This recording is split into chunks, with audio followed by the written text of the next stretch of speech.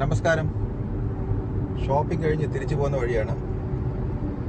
നമുക്കിന്ന് breast cancer, അതായത് മാറിൻ്റെ ക്യാൻസറിനെ കുറിച്ച് അല്പം ഒന്ന് പഠിക്കാം. ബ്രസ്റ്റ് ക്യാൻസറിൻ്റെ ഇൻസിഡൻസ് നാട്ടിൽ അല്പം കൂടി വരികയാണ്. നമ്മളിന്ന് ബ്രസ്റ്റ് ക്യാൻസറിൻ്റെ റിസ്ക് ഫാക്ടേഴ്സ് ആണ് പഠിക്കാൻ പോകുന്നത്. നമ്മൾ ഈ റിസ്ക് ഫാക്ടർ എന്ന് പറഞ്ഞു കഴിഞ്ഞാൽ ഏത് ആളുകളിലാണ് ഈ ബ്രസ്റ്റ് ക്യാൻസർ വരാൻ സാധ്യത കൂടുതൽ എന്നുള്ള കാര്യമാണ് പഠിക്കാൻ പോകുന്നത്. ഏറ്റവും പ്രധാനപ്പെട്ട കാര്യം, സ്ത്രീകളിലാണ് ബ്രസ്റ്റ് ക്യാൻസർ കൂടുതലും കാണുന്നത്. നമുക്കൊരു സംശയം തോന്നാം, അത് ഇപ്പോൾ ഇത്രയധികം പറയാൻ എന്തിരിക്കുന്നത്, സ്ത്രീകളിലല്ലേ മാറിൻ്റെ ക്യാൻസർ വരുന്നത്. പക്ഷെ അങ്ങനെയല്ല, അപൂർവമായിട്ട് പുരുഷന്മാരിലും ബ്രസ്റ്റ് ക്യാൻസർ വരാവുന്നതാണ്. പക്ഷേ 99% സ്ത്രീകളിലാണ് ബ്രസ്റ്റ് ക്യാൻസർ കാണുന്നത്. അടുത്തത് പ്രായമാണ്. സ്ത്രീകളിൽ പ്രായം കൂടുന്തോറും ബ്രസ്റ്റ് ക്യാൻസർ വരാനുള്ള സാധ്യത കൂടി വരും. 45 വയസ്സ് കഴിയുമ്പോഴാണ് അതിൻ്റെ സാധ്യത കൂടി തുടങ്ങുന്നത്. 55 വയസ്സ് കഴിയുമ്പോൾ വളരെയധികം കൂടും. ഇതിനർത്ഥം അതിൽ പ്രായം കുറഞ്ഞ ആളുകൾ വരില്ലെന്നല്ല, പക്ഷെ കൂടുതൽ സാധ്യത പ്രായം കൂടിയ ആളുകളാണ്. പാരമ്പര്യം ഒരു ഘടകമാണ് ഇതിനകത്ത്.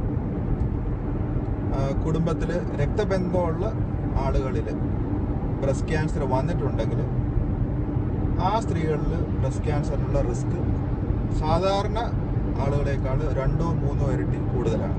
ഇപ്പോൾ അമ്മയ്ക്കോ സഹോദരിക്കോ ബ്രസ്റ്റ് ക്യാൻസർ വന്നിട്ടുണ്ടെങ്കിൽ അവർക്ക് ബ്രസ്റ്റ് ക്യാൻസറിനുള്ള റിസ്ക് കുറച്ചും കൂടെ കൂടുതലാണ് സാധാരണ ആളുകളെക്കാൾ. പിന്നെ ബ്രസ്റ്റ് ക്യാൻസറിൻ്റെ ഒരു പ്രധാനപ്പെട്ട കാര്യം, സ്ത്രീ ഹോർമോണുമായിട്ട് വളരെയധികം ബന്ധമുള്ളതാണ് ബ്രസ്റ്റ് ക്യാൻസർ. ഈസ്ട്രോജൻ എന്നാണ് അതിൻ്റെ പേര്. ഈസ്ട്രോജൻ ഹോർമോണ് ശരീരത്തിൽ കൂടുതൽ കാലം പ്രവർത്തിക്കാൻ അവസരം കിട്ടിയാൽ ബ്രസ്റ്റ് ക്യാൻസറിനുള്ള റിസ്ക്കും കൂടും. അപ്പോൾ ആർത്തവം തുടങ്ങുന്ന പ്രായം വളരെ നേരത്തെ ആണെങ്കിൽ, അല്ലെങ്കിൽ ആർത്തവ വിരാമം മെനോപോസ് വളരെ താമസിച്ചാണെങ്കിൽ, ആ സ്ത്രീകളിൽ ഈസ്ട്രോജൻ്റെ പ്രവർത്തനം വളരെയധികം കാലം ഉണ്ടായിരുന്നത് കൊണ്ട് അവരിൽ ബ്രസ്റ്റ് ക്യാൻസറിൻ്റെ റിസ്ക് കൂടുതലാണ്. പ്രഗ്നൻസി അല്ലെങ്കിൽ ഗർഭധാരണ, അതും ഒരു പ്രധാനപ്പെട്ട കാര്യമാണ്. ഒരിക്കലും ഗർഭം ധരിച്ചിട്ടില്ലാത്ത, പ്രസവിച്ചിട്ടില്ലാത്ത സ്ത്രീകളിൽ ബ്രസ്റ്റ് ക്യാൻസറിനുള്ള റിസ്ക് കുറച്ചും കൂടെ കൂടുതലാണ്.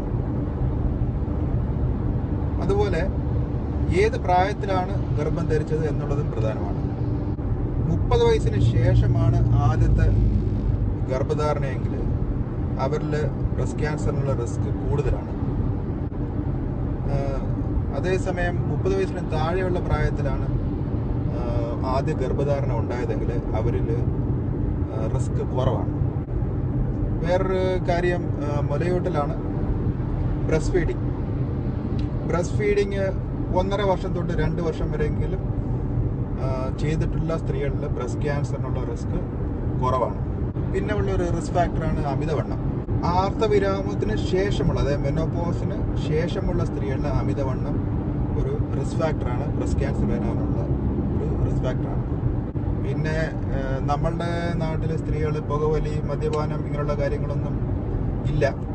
അതുകൊണ്ട് നമ്മളുടെ നാട്ടിൽ അതൊരു വലിയ റിസ്ക് ഫാക്ടറാണെന്ന് എനിക്ക് തോന്നുന്നില്ല. പിന്നെ ഇപ്പോൾ പുതിയ ജനറേഷനാണ്. പുരുഷന്മാർക്കൊപ്പം എത്തണമെങ്കിൽ അവരുടെ ദുശീലങ്ങളും കൂടെ ശീലിക്കണമെന്ന് തീരുമാനിച്ചാൽ അതും ഒരു റിസ്ക് ഫാക്ടറായി മാറും.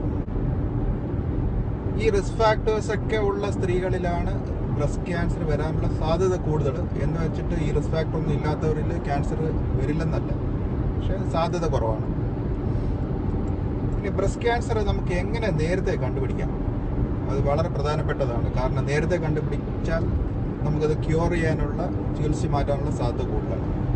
ഇതിന് സ്ത്രീകൾക്ക് തന്നെ ചെയ്യാവുന്നൊരു കാര്യം, അവരുടെ മാറിൻ്റെ ഘടനയെക്കുറിച്ച് അവർക്ക് തന്നെ ഒരു ധാരണ ഉണ്ടായിരിക്കണം. അതിന് ഏറ്റവും എളുപ്പമുള്ള കാര്യം, മാസത്തിൽ ഒരിക്കലെങ്കിലും, ഏറ്റവും നല്ലത് ആർത്തവ ദിവസം കഴിഞ്ഞ് 5-ാമത്തെയോ 6-ാമത്തെയോ ദിവസം കുളിക്കുന്ന സമയത്ത് മാറ് കൈകൊണ്ട് പരിശോധിച്ച് നോക്കാം. അതുപോലെ കണ്ണാടിയിൽ നോക്കി എന്തെങ്കിലും വ്യത്യാസമുണ്ടോ എന്ന് മനസ്സിലാക്കാം. ഇങ്ങനെ സ്ഥിരമായിട്ട് ചെയ്യുന്ന സ്ത്രീകളിൽ അവരുടെ മാറിലുണ്ടാകുന്ന ചെറിയ വ്യത്യാസങ്ങൾ നേരത്തെ കണ്ടുപിടിക്കാൻ സാധിക്കും. പിന്നെ വികസിത രാജ്യങ്ങളിൽ ബ്രസ്റ്റ് ക്യാൻസർ സ്ക്രീനിങ് പ്രോഗ്രാം ഉണ്ട്. അത് മാറിൻ്റെ ഒരു എക്സ്റേ ടെസ്റ്റാണ്, മാമോഗ്രാഫി എന്ന് പറയും. സാധാരണ 45 വയസ്സ് കഴിഞ്ഞ സ്ത്രീകളിലാണ് അത് ചെയ്യുന്നത്. ചില രാജ്യങ്ങളിൽ വർഷത്തിൽ ഒരിക്കലും, മറ്റു ചില രാജ്യങ്ങളിൽ 2 വർഷത്തിൽ ഒരിക്കലുമാണ് ചെയ്യുന്നത്. ബ്രസ്റ്റ് ക്യാൻസർ നേരത്തെ കണ്ടുപിടിക്കാനുള്ള വളരെ നല്ലൊരു ടെസ്റ്റാണ്. പക്ഷെ നമ്മളുടെ രാജ്യത്ത് ഇപ്പോഴും അതൊരു സ്ക്രീനിങ് പ്രോഗ്രാമായിട്ട് വന്നിട്ടില്ല. പിന്നെ റിസ്ക് കൂടുതലുള്ള സ്ത്രീകളിൽ മാമോഗ്രാഫി ടെസ്റ്റ് നേരത്തെ തുടങ്ങുന്നത് നല്ലതായിരിക്കും. ഉദാഹരണത്തിന് വീട്ടിൽ ഒരു സഹോദരിക്ക് 40-ാം വയസ്സിൽ ബ്രസ്റ്റ് ക്യാൻസർ വന്നിട്ടുണ്ടെങ്കിൽ അപ്പോൾ അവർ 35-ാം വയസ്സ് തൊട്ട് തന്നെ സ്ക്രീനിങ് തുടങ്ങുന്നത് നല്ലതാണ്. കാരണം ബ്രസ്റ്റ് ക്യാൻസർ നേരത്തെ കണ്ടുപിടിക്കാൻ സാധിക്കും. ഇനി ബ്രസ്റ്റ് ക്യാൻസർ കണ്ടുപിടിച്ചാൽ അതിൻ്റെ ചികിത്സകൾ എന്തൊക്കെയാണ്, എന്തൊക്കെ കാര്യങ്ങൾ ശ്രദ്ധിക്കണം, ഇതിനെക്കുറിച്ചൊക്കെ നമുക്ക് ഇനി അടുത്ത എപ്പിസോഡിൽ നോക്കാം.